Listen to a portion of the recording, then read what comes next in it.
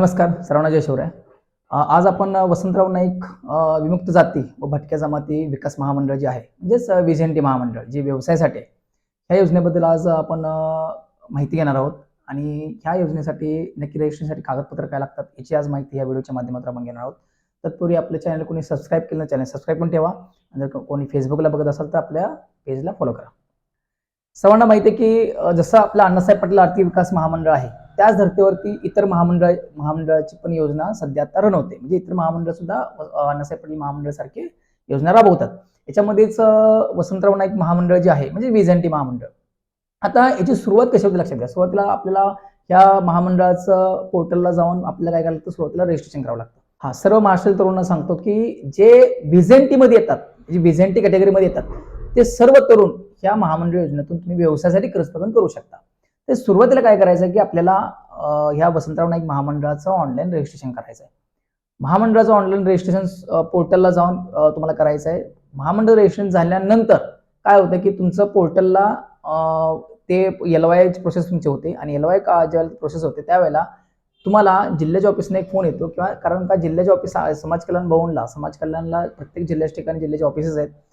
तिथं तुम्हाला काय करायला लागतं की ज्यावेळेला तुम्ही महामंडळ रजिस्ट्रेशन करता त्याच्यानंतर तुम्हाला एक फाईल ऑफलाईन घेऊन तुम्हाला तिथं जावं लागतं. ते व्हेरिफिकेशन करतात तुमच्या फाईलचं पूर्ण, आणि तुम्हाला ऑनलाईन LOI मंजूर केला जातो. म्हणजे LOI म्हणजे लेटर ऑफ इंटेंट, थोडक्यात महामंडळाचं हमीपत्र. हे झाली पहिली प्रोसेस, म्हणजे महामंडळाचं रजिस्ट्रेशन. आता महामंडळाचं रजिस्ट्रेशन झाल्यानंतर LOI लेटर निघाल्यानंतर तुम्ही दुसरी प्रोसेस काय करायचं आहे की तुम्हाला बँकेतून रितसर व्यवसाय या नावावरती व्यवसायासाठी कर्ज प्रकरण मंजूर करून घ्यायचं आहे. मग यासाठी कुठलीही बँक चालते, तुमची सहकारी, कोऑपरेटिव्ह, नॅशनलाइज कुठलीही बँक असू दे. तुम्ही जास्तीत जास्त 15 लाखापर्यंत कर्ज प्रकरण या महामंडळ योजनेतून करू शकता. म्हणजे जास्तीत जास्त 15 लाखापर्यंत तुम्ही वैयक्तिक कर्ज प्रकरण करू शकता. म्हणजे वैयक्तिक व्याज पत्ता योजना जी आहे, 15 लाखापर्यंत तुम्ही कर्ज प्रकरण केल्यानंतर समजा तुम्ही 5 लाख करा, 10 लाख करा, 15 लाख करा, त्याच्यानंतर काय करायचं, तुम्हाला बँकेचे कागदपत्र काय करायचे की रितसर महामंडळाच्या पोर्टलला अपलोड करायचे. म्हणजे तुम्हाला दाखवायचं की महामंडळाला की आम्ही बँकेतून कर्ज प्रकरण केलेलं आहे. महामंडळ काय करतं, ते अप्रूव्ह केस करतं. त्याच्यानंतर तुमचा व्याज हप्ता बँकेत कट होईल. तुमचा काय मासिक हप्ता असेल, काय जे असेल ते व्याज हप्ता वेळच्या वेळी बँकेत भरायचा आहे. आणि व्याज हप्ता भरल्यानंतर काय करायचं की महामंडळाला दाखवायचं की तुम्ही व्याज हप्ता भरलेला आहे. म्हणजे थोडक्यात महामंडळाच्या पोर्टलला काय करायचं, परत जाऊन हप्ता भरल्यानंतर क्लेम करायचा. म्हणजे तुमचा 1 हप्ता गेला, 2 हप्ता गेला, त्यानंतर काय करायचं, महामंडळाला दाखवायचं आहे. महामंडळ काय करतं की तुमचा व्याज हप्ता भरला चेक करतं, आणि त्यातलं व्याज जे आहे ते सरासरी 12% व्याजदराने तुमच्या खात्यावरती महामंडळ व्याज हप्ता गेल्यानंतर दाखवल्यानंतर तुम्ही दाखवल्यानंतर जमा करतं. ही वैयक्तिक व्याज परतावा योजना आहे 15 लाखापर्यंतची. आता याच्यामध्ये महत्वाचं सगळ्यात काही कागदपत्र काय लागतात, म्हणजे जे सुरुवातीला मी तुम्हाला सांगितलं कागदपत्र खूप महत्वाचे आहेत.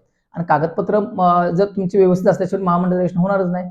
मग सुरुवातीला मी तुम्हाला सांगितलं महामंडळ रजिस्ट्रेशन करायचं आहे. आता महामंडळ रजिस्ट्रेशन करण्यासाठी म्हणजे LOI काढण्यासाठी कागदपत्र काय लागतात हे लक्षात घ्या.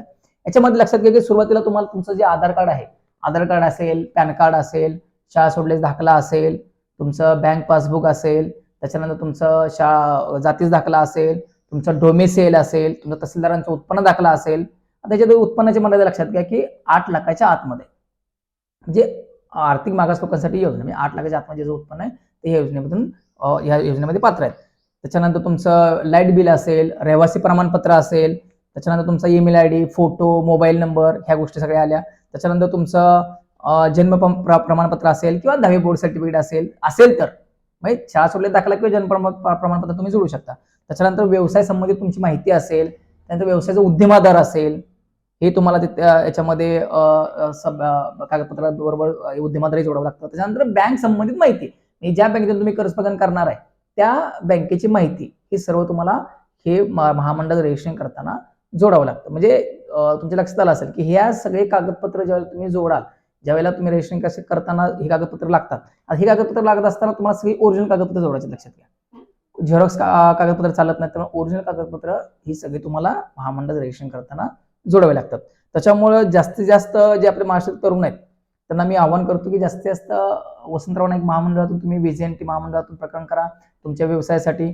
बऱ्याच जणांना, महाराष्ट्रातील तरुणांना, बऱ्याच जणांना, काही जणांना हे योजनाच माहिती नाहीये, कारण की ही कशी योजना चालते, कसं ऑनलाईन रजिस्ट्रेशन होतं, काय काय कागदपत्र लागतात, ही माहिती या व्हिडिओच्या माध्यमातून मी सांगायचा प्रयत्न केला आहे. आणि जर कुणाला वसंतराव नाईक महामंडळातून ऑनलाईन प्रोसेस करायची आहे, म्हणजे माहिती त्याला पाहिजे, मार्गदर्शन पाहिजे, किंवा ऑनलाईन कामकाज त्याचं करायचं आहे पूर्ण व्याज परतावा मिळेपर्यंत, तर माझं ऑफिस सांगली जिल्ह्यामध्ये पोलूस या ठिकाणी आहे. तुम्ही माझ्या ऑफिसला येऊ शकता. त्याचा आपल्या ऑफिसचा कार्यालयाचा जो पलूसचा ॲड्रेस आहे तो मी खाली डिस्क्रिप्शनमध्ये देईन.